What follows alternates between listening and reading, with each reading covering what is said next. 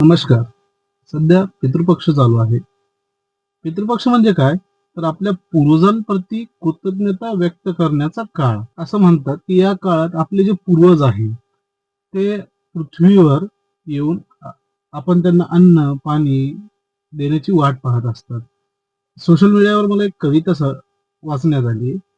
त्यात एका कावळ्याचं मनोगत व्यक्त केलंय. ही कविता माझी नाहीये.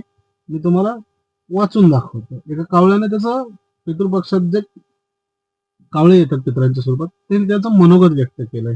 मातृदेवो भव पितृदेवो भव. वडिलांचं रूप घेऊन कावळा घरी आला. ताटातला मेनू पाहून बोलावं वाटलं त्याला. बरं नव्हतं तेव्हा, कधीच आणली नाहीस गोळी. आज कशाला वाढतोस रे ताटात पुरणाची पोळी. विनाकारण भांडण होता, दिसले खरे रूप. कशाला वाढतोस मला आता गावरान तू. चटणीवर तेलासाठी होत नव्हतास राजी. कशाला वाढतोस पात्रावर वडे आणि भजी. प्रेम नाही जिव्हाळा नव्हता, नाही दिलीस साथ. आज कशाला वाढतोस रे पात्रावर वरण भात. जबरदस्ती अंगठा घेऊन केलीच घराची वाटणी. कशाला वाढतो पात्रावर आज लोणचं चटणी. हिस्सा वाटणीसाठी केली बहिणी संगे दुरी. आता काय उपयोग वाढून पात्रावरती पुरी. आयुष्यभर ठेवली रे माझ्याबद्दल आडी. आता कोण पिणार ती द्रोणामधली कडी. वेगळा राहिलो तेव्हा नाही दिलास मला धीर. आज कशाला वाढतोस तू पात्रावरती खीर.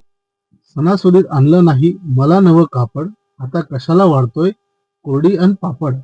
आजारी असताना तू धुतली ना सतरंजी. आता कशाला वाढतो रे पात्रावर करंजी. जिवंत असताना पोरा दिले असतेस लक्ष.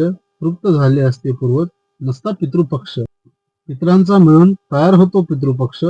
बऱ्याच घरात आज मात्र झाला विरोधी पक्ष.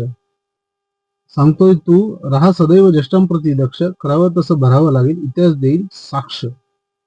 धन्यवाद.